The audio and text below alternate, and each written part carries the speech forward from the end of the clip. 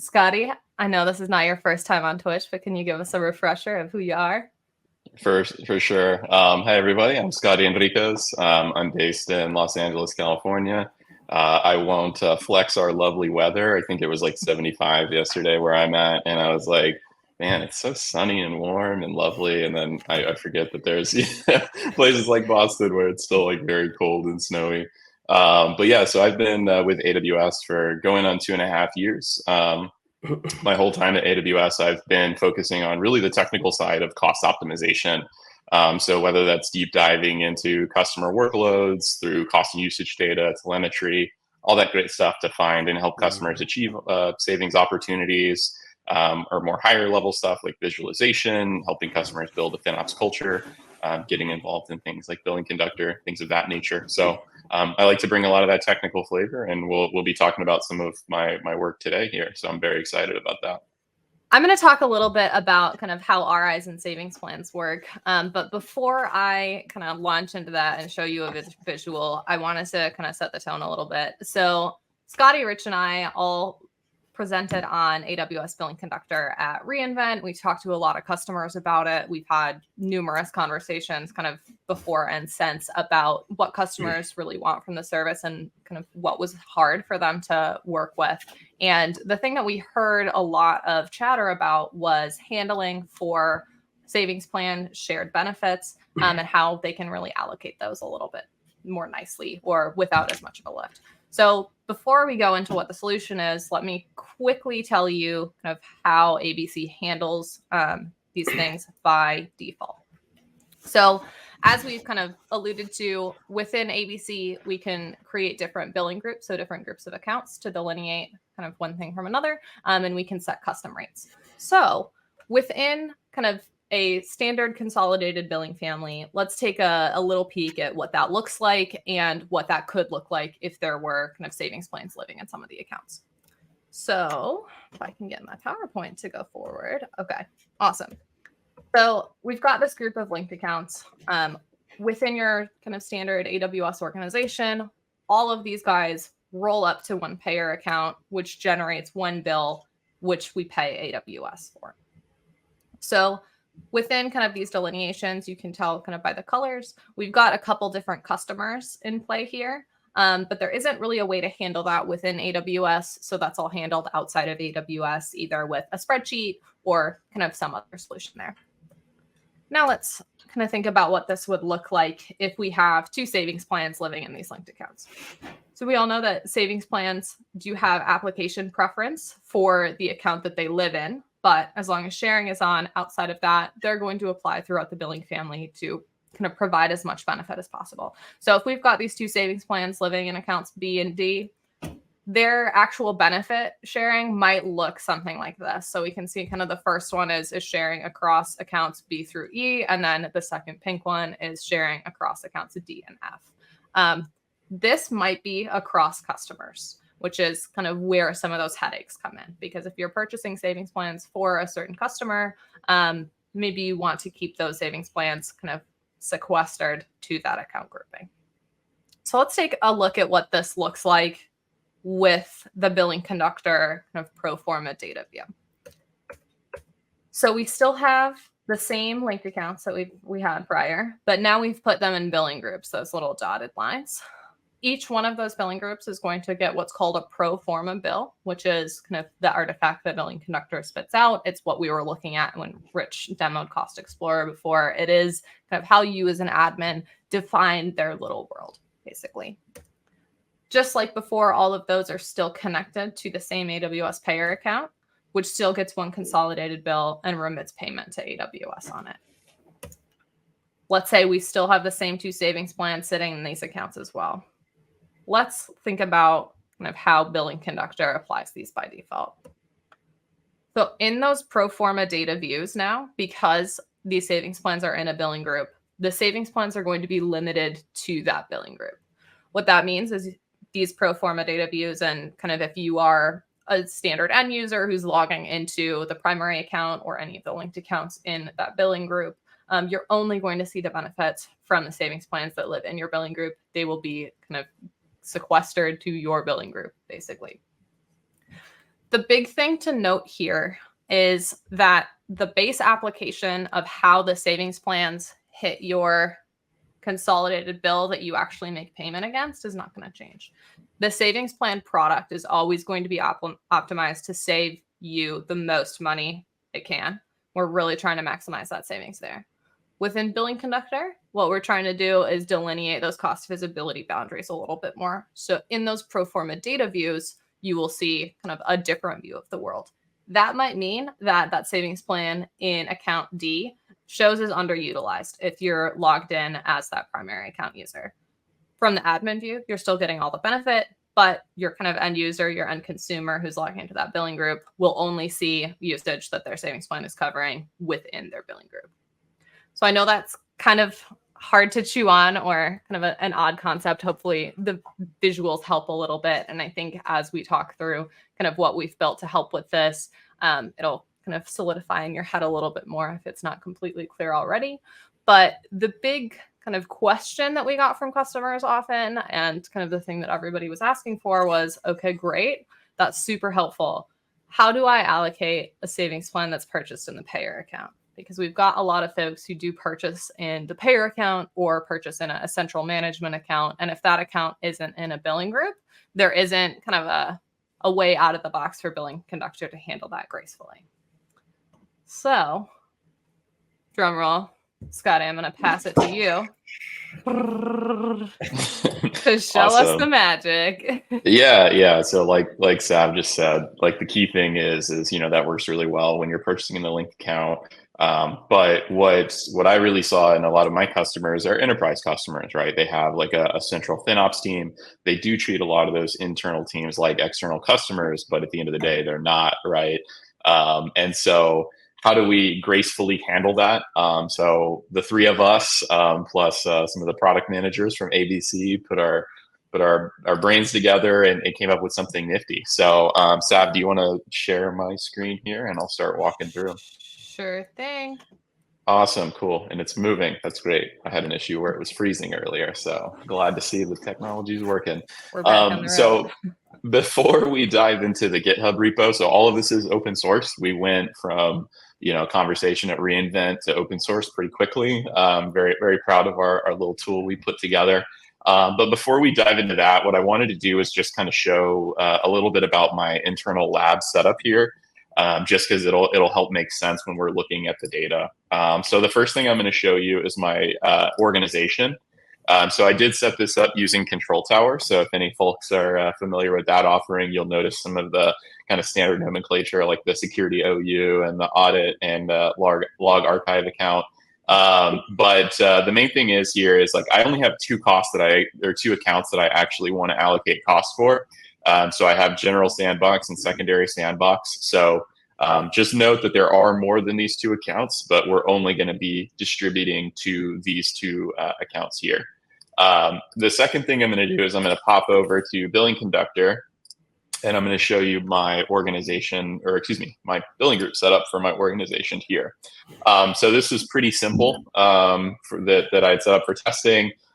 When we take a look at this, billing group 1 only contains one account called General Sandbox 1.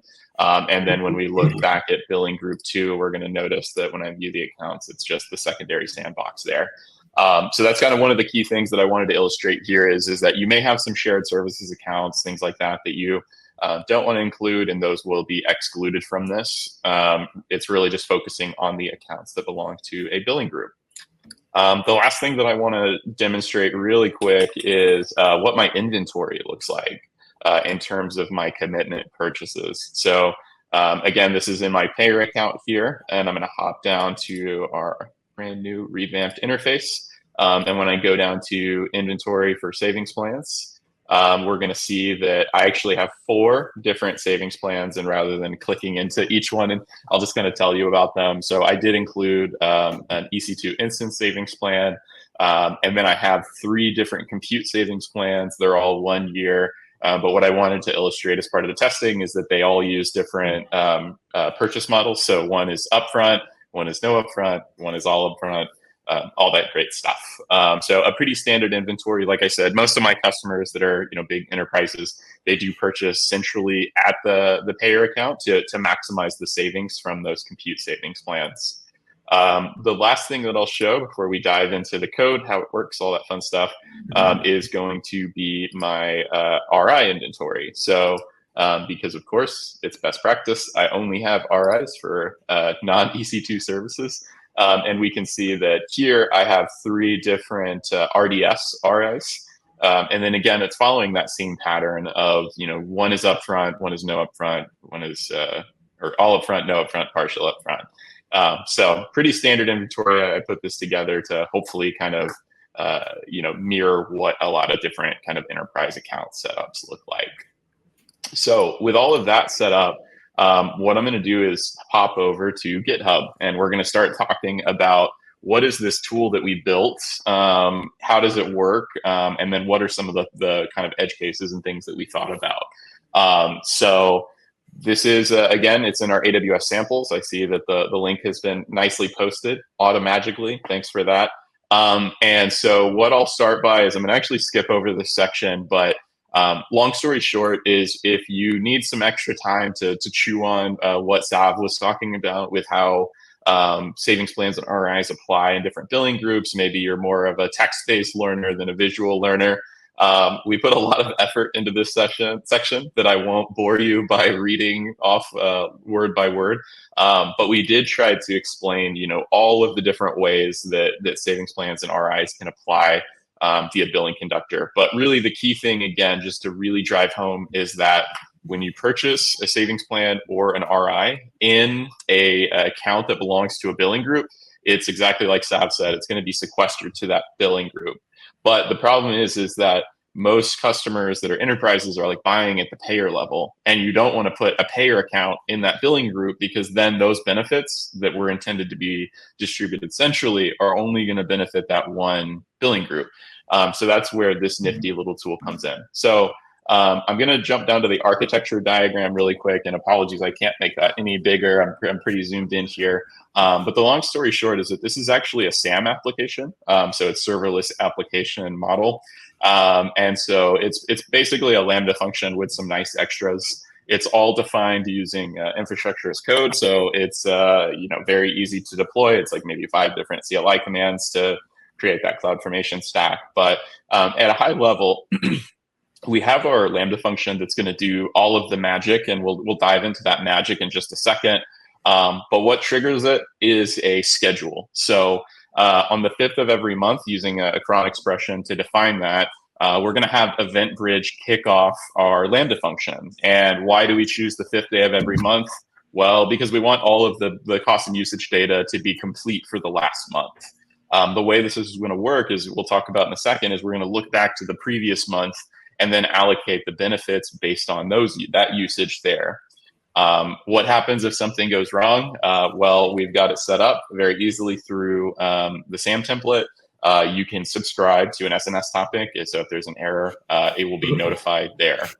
At a high level for the sort of algorithm, you can see the different services it's going to integrate with, but I'm actually going to pop back up to the utility logic overview. So like I mentioned, the first thing it's going to do is it's going to be triggered on the 5th day of every month. This is very easily configurable. It's just a CloudFormation parameter with a default of that 5th day of every month, just to, again, give some buffer room to make sure that all the cost and usage data has been computed from the previous month. And then what we're going to do is determine the date range of the billing period. So for example, if the date is January 5th, the billing period that it's going to target is, again, that last full previous month. So December 1st to 31st is going to be the usage that we're going to be looking at. The next thing that we're going to do is we're going to get the account associations for the previous billing period. So shout out to Rich. This was a bug that he found in testing when we were going through and thoroughly testing this. Originally, I had just said, oh, let me just grab the latest account associations. But in reality, customers can move these month to month. So great call out by Rich to say, let's actually look and see what they were in the full previous month. So then once we have what the account associations were in the previous month and we have all the date ranges, the next thing we want to do is start to pull our cost and usage data. So this is going to leverage the Cost Explorer API And this is where there's a couple of feature flags that might be helpful. So again, we built this for sort of the most common use case that we see with customers, which is going to be centrally purchased compute savings plans. Those, of course, are going to give you the most flexibility, and they're also going to cover potentially, if it runs out of EC2 usage, it may also cover Fargate and Lambda. We do also know that some customers purchase savings plans and they only have Fargate and Lambda usage. So we wanted to make this very accessible for them as well. But ultimately, what we wanted to do is come up with normalized usage. So when we were building the tool, one of the things that we acknowledged was a common issue that we hear from customers is going to be, hey, like, we know you're giving us the most savings, and at the end of the day, that's the most important thing, so that's great. But from month to month, it can vary where product A may be getting a ton of savings plan coverage because they're using an instance type that has a high discount over on demand. But then the next month it changes and they didn't make any engineering changes. The usage was static, things like that. So we had to come up with a way that was actually going to reflect deltas in usage, sort of regardless of billing mechanics. And what we ended up landing on was a few different things. So for EC2, that's going to be running hours. For Fargate usage, that's going to be vCPU hours. And then for Lambda, which is pretty interesting, it's a build at gigabyte per second. We then also convert that to hours, right? So now we sort of have this common language between these three services. The other piece is the normalization aspect. So with EC2, the next question is going to be, well, if I'm running a T3 micro instance and you're running an M5 24XL instance, is that going to be treated the same? And the answer is no. So we did also build in, based on our mechanics of normalization factor that's linked to in the EC2 documentation here, we did also try to weight that appropriately, and there's obviously ways to customize it, right? We understand that right now a lot of customers are adopting more GPU-based instances, so you may also want to apply your own custom rules to weight those in a heavier factor. But ultimately, that was sort of our thought process and how we put together that normalization logic.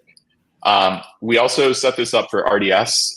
This can be adapted very easily for other reserved instances types like OpenSearch and Elasticache, but the logic is going to be almost identical for RDS. And we use that same concept of a normalization factor. So just recapping, there was a little bit of a winding path to get there, but now we have this function. It's triggering after the bill has been finalized. We've now pulled the account associations from Billing Conductor, so we know what account belonged to what billing group last month. We have this normalization, or this normalized cost and usage data, so we have a mechanism to distribute the benefits. Now we actually have to pull the benefits themselves. And that's where we opted to use net savings from the Savings Plan and Reserved Instances Utilization Report.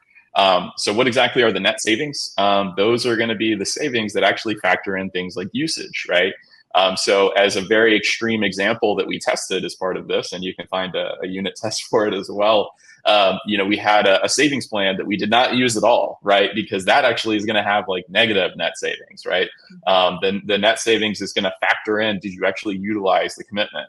And so we decided to pull that as sort of that key metric, think of a lot of those edge cases. And so now with those two things together, with the normalized usage and the net savings per savings plan and reserved instance, like per commitment, we now have a way to start distributing the benefits. And so that's where we essentially define these proportionally, distribute these proportionally across the linked accounts that belong to billing groups. So again, going back to this idea of eligibility, in this case, I only have two accounts that are going to get benefits, right? Because I very intentionally left out like my shared services accounts from Control Tower from these because I did not want them to receive these benefits.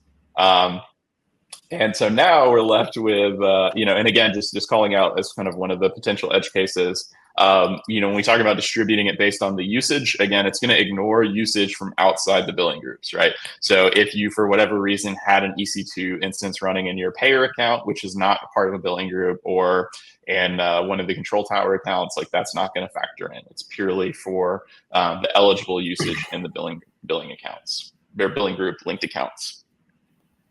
From there, we're able to create a custom line item per account per commitment. We'll get a nice visual of this, but that was one of the things when talking to a lot of folks internally and kind of thinking about, okay, so we have all this data, like how granular do we want to go? And the consensus was very granular. In the initial kind of prototype that I built, I showed it to Rich, and it was all kind of lumped together. And he's like, this is great, but like customers are going to want to see it per account, per commitment, per all that detail. And so I was like, easy fix. I'll do that. So you can see how this was, very much iterative. So we'll take a look at that in just a second to kind of demo how it manifests in the different. Scotty, we've got sorry to stop you. We got a question in the chat that is incredibly topical for this discussion. And that is, can custom line items be applied to more than one account, but not the full billing group? Would I need to create multiple custom line items in that case? And essentially that's like exactly what we're talking about here. Yes, you can create one per account, and we'll show you what that looks like. In this case specifically, like if we think about what this utility is doing, like in the most general sense, we are taking the amount of usage, calculating like how much you used that could have been covered by a savings plan within the month for a billing group. We're looking at how much the savings plan at total saved you, and we're proportionally distributing that based on account-based usage. So that ends up with custom line items, and it will end up with a custom line item per account. And the utility will actually create that instead of you having to go in and create it. So sorry to steal your thunder there, Scotty. No, you're good. Address that question real quick. Also, to loop everybody into an inside joke, naming is really hard. And so we were just talking about like, how do we even refer to this? And, on GitHub, it's AWS Billing Conductor, SPRI, benefit utility. But we're like, that's way too long. And so we ended up just kept calling it the utility. And it just sounded like really cool. So like Savannah and I, like anytime one of us says the utility, we'll just like slack each other and be like, the utility. Anyways, complete sidetrack there. But yeah, very, very perfectly timed question. And then great answer, Savannah. One thing that's like kind of a nice transition from there is, okay, that's great. But even though it's just a pro forma bill, you probably want to make sure that this matches your business requirements. And again, this is a sample. It's intended to be a starter point. We did try to think of as many edge cases as possible and add configuration, things of that nature. But we still want you to actually test and make sure that it's going to behave the way that you expect. And so from the jump, we added a dry run flag that is enabled by default.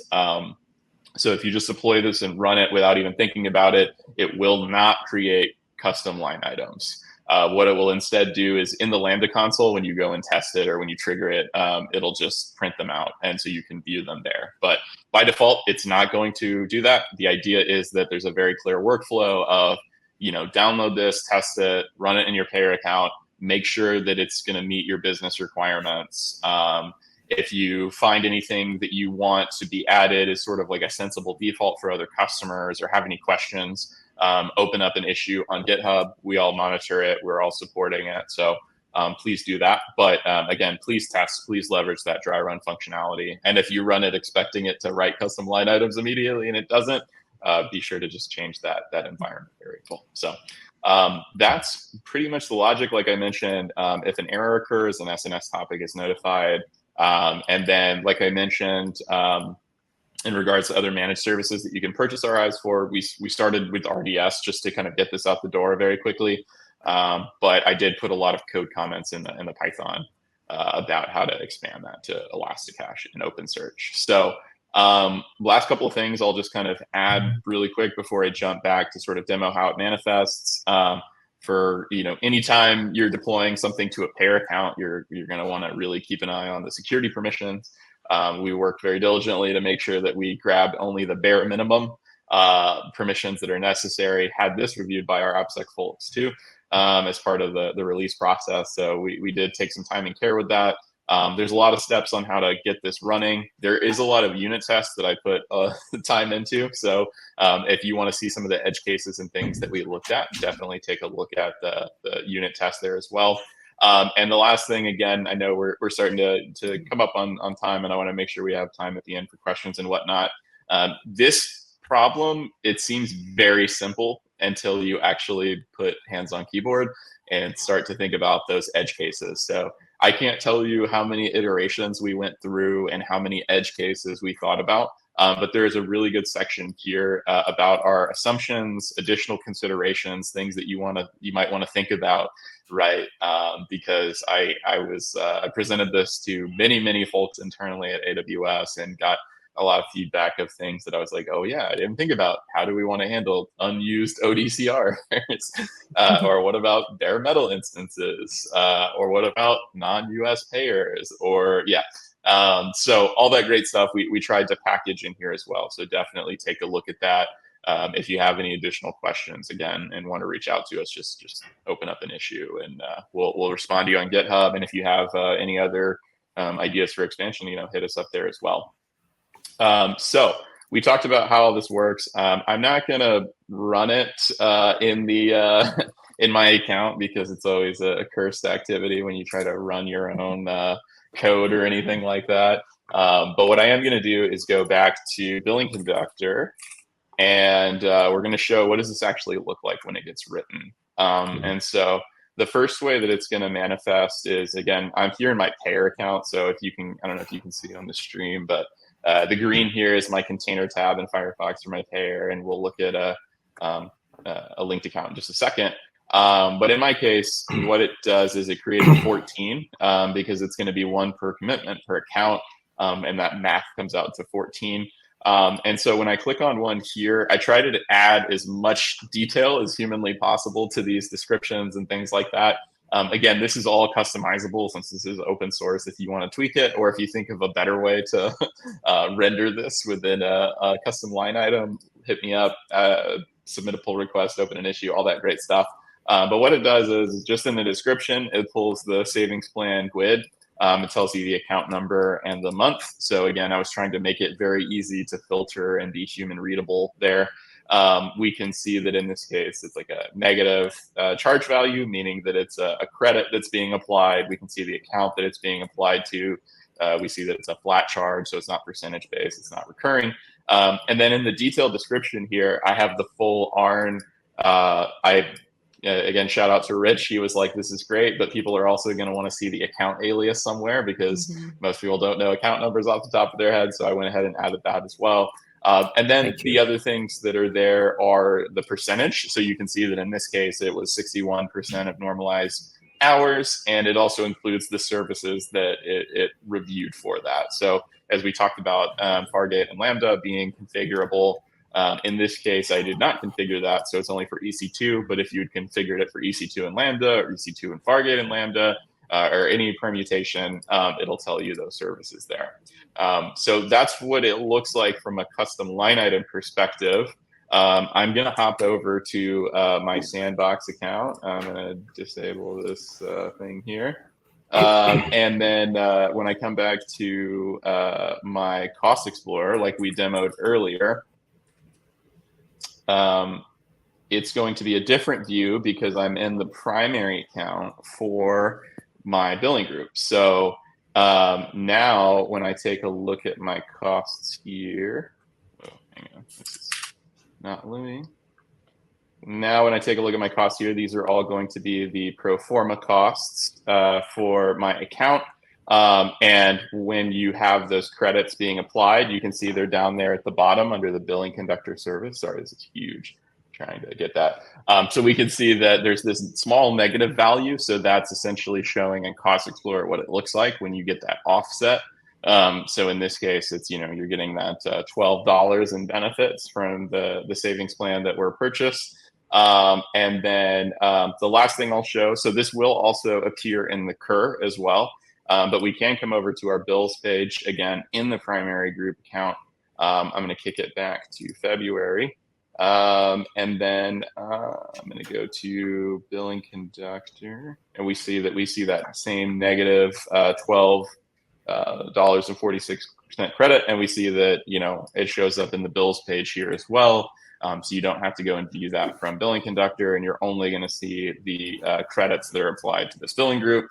As mentioned, that will also show up in the CUR. So putting it all together, that's what it looks like. Again, The utility is aiming to really simplify this process, hopefully address that common customer ask of like, hey, this stuff is all great, but we really need a way to distribute these benefits from a centrally purchased account. And this is also just like hopefully really gets your creative mind going as far as what you can do, right? There's a robust API with Billing Conductor. So, it's not limited to just these savings plans and reserved instances, custom line items that you create. You can build extremely complex workflows. And, hopefully this tool also sort of shows that architecture of what it looks like to do so. Awesome. Thanks so much for the demo, Scotty. We are coming up on time here, so I want to make sure that we've got our time to get our surprise summary from Secret Richard. So Secret Richard, I know you've been listening along diligently. Pull it up. Maybe.